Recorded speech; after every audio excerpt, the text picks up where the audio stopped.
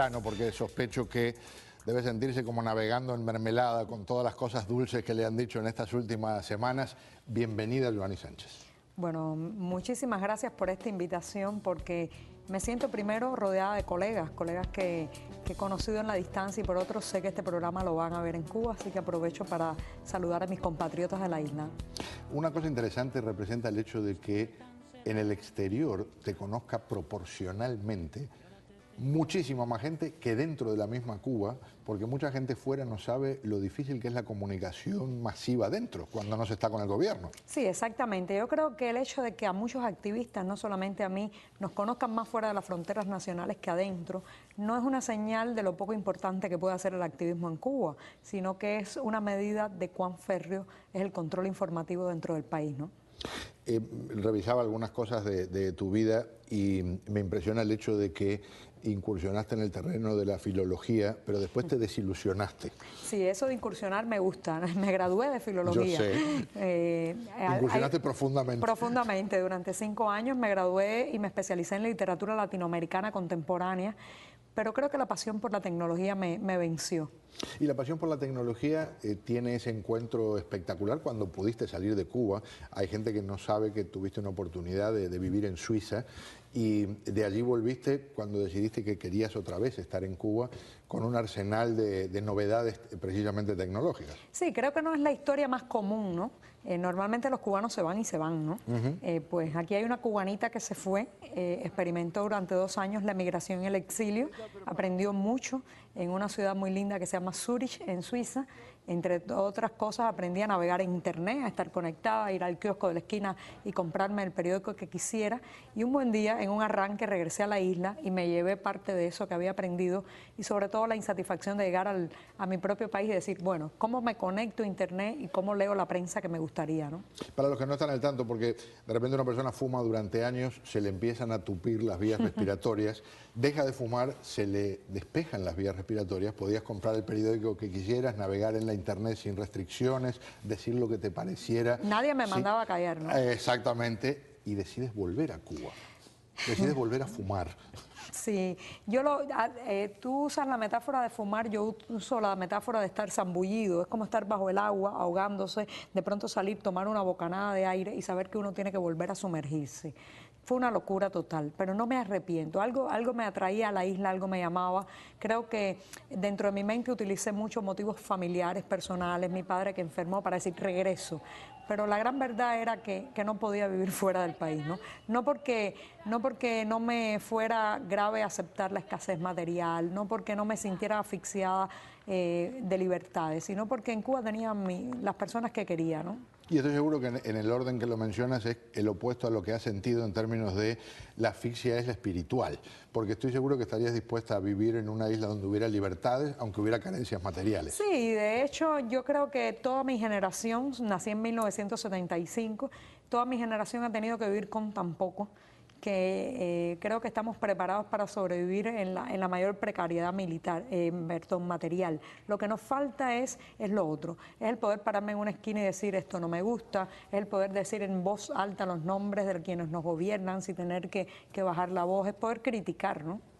Cuando hablas de poder criticar, no ha sido un obstáculo eso para que lo hagas y para que represente un mensaje muy poderoso, tal vez el más poderoso que ha existido en los tiempos modernos en esta batalla contra Cuba. El otro día conversaba con un integrante de la Brigada 2506, hubo gente que perdió la vida en aquel desembarco, gente que dice orgullosamente somos de línea dura, y te dieron la bienvenida con los brazos abiertos y te fueron a aplaudir el otro día. Lograste una cosa extraordinaria. Lo que algunos dicen solo se podía hacer dando la batalla realmente en territorio militar, se puede hacer también en el área de las palabras, de la resistencia, del plantear ideas. Sí, yo creo que eso es un avance de la Cuba que viene, ¿eh? Porque hemos estructurado un país quizás por siglos en que siempre ganan los que tienen las armas, en que siempre se impone el uniforme militar, el hombre poderoso, el hombre que más grita. Quizás estamos, y esto puede ser un anticipo, abocados a un país donde prime la cordura, el argumento. Bueno, sí, si de alguna manera me tocó ser pionera en ese terreno, bienvenido sea, ¿no? ¿Alguna vez atravesaste una etapa tan agotadora física, mentalmente, como la que estás viviendo ahora? Bueno, todos mis amigos cuando me conocen un poco más me dicen que soy como una hormiguita loca, siempre estoy laborando y trabajando, soy bastante adicta al trabajo. De manera que sí, he vivido días intensos con este viaje, días de no poder dormir, días de 15, 20 entrevistas, de visitar medios periodísticos, de dar 3 y 4 charlas en universidades, pero esperé tanto por este viaje que tengo la energía cargada como una batería que se pone a la corriente mucho tiempo.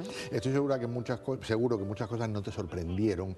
¿Tiene que haber alguna cosa que en particular haya salido de lo que podías imaginar en términos de esta recorrida tan espectacular por distintos países? ¿Qué? Muchas personas me hacen la misma pregunta, esperando quizás la respuesta de, bueno, me impresionaron los edificios de Nueva York, o me impresionó la comida mexicana, o me impresionó la playa de Copacabana en Brasil, pero no, lo que más me ha impresionado son los cubanos que he encontrado. Me he encontrado personas y cubanos en todas partes conservando una cubanía, hablándome de la Virgen de la Caridad del Cobre en Sao Paulo, dándome a comer un dulce de coco en Nueva York o sencillamente contándome pasajes de la historia nacional que yo ni siquiera conocía en Miami. Me ha asombrado encontrar a Cuba fuera de Cuba. Mencionaste Brasil con San Pablo y hubo un momento espectacular en el comienzo de este viaje cuando un puñado de personajes organizados por la embajada cubana van ahí a decirte consignas y a gritar cosas y a tirarte unos dólares. Me fascinó que le dijeras ojalá esto se pudiera hacer en Cuba. Claro, pero eso es lo que queremos. El gobierno cubano ya conocemos que tiene la vieja táctica del acto de repudio. En este caso yo creo que el acto de repudio se ha exportado fuera de las fronteras nacionales contra muchos activistas. Incluso la líder de las Damas de Blanco, Berta Soler, en España, también ha sido víctima de un acto de repudio. Sin embargo, cuando yo vi esas personas gritando, algunos ni siquiera sabían bien mi nombre, ni habían leído mis textos, porque después les pregunté, dije, bueno, esto es lo que yo quiero para mi país, que cuando algo no nos guste, un visitante, una ley, un gobernante, podamos ir a la calle a protestar, ¿no? El embargo es uno de los temas que tiene una espina cargada allí a lo largo de la historia. Unas personas piensan es válido porque restringe acceso a cosas que hacen que se note lo malo que es ese sistema. Otros dicen, tú estás incluida, es un error ese embargo porque al contrario genera una excusa para el régimen. ¿Encontraste argumentos a lo largo de este viaje que te pongan, por lo menos en términos de, caramba, este es un ángulo que no había considerado? Yo en general soy muy abierta a escuchar todo tipo de argumentos. Soy una demócrata autodidacta que nació bajo un totalitarismo, cosa rara, ¿no? Y me gusta debatir y discutir con la gente todos los puntos de vista. Y sobre todo en el tema del embargo, que por cierto en Cuba no lo llaman así, la propaganda oficial le dice el bloqueo. Pues en el tema del embargo, bloqueo, siempre he escuchado los argumentos al otro lado, me parecen también muy válidos, los temores también de levantar el embargo y que de pronto el régimen de La Habana sienta que llegue oxígeno y que le permita prolongar la dictadura. Es cierto, eso también es cierto. Lo que pasa es que yo tengo la otra experiencia. Yo vivo allá adentro, he visto cómo tratan de explicarlo todo con el embargo, cómo desde que me levanto en la mañana me explican que no hay café, no hay papas o no hay libertad por culpa del embargo. Y también he visto cómo un régimen que no tiene acceso a los créditos, que no tiene acceso a comprar en ese mercado que el embargo restringe, sigue reprimiendo, sigue prolongándose en el poder. Conozco la otra cara. Hablando de la otra cara, hay una nueva, por lo menos expresión en la cara del régimen que apunta a que hayas podido salir. 20 veces te diste contra la pared de la burocracia de la dictadura, en la 21, la 21ª fue la vencida. Creo que fue un error de parte del gobierno y me alegro profundamente que haya cometido ese error, pero es también un símbolo de que están teniendo que aceptar ciertas cosas que los llevan en un camino que no pueden controlar. Sí, yo pienso que va por ahí. No es tanto una señal de cambio, sino de debilidad. No han podido sostener el costo político ya de mantener ese muro alrededor de la isla, esas restricciones migratorias tan férreas. De todas maneras, no hay que hacerse ilusiones. La reforma migratoria aprobada no es lo que soñábamos.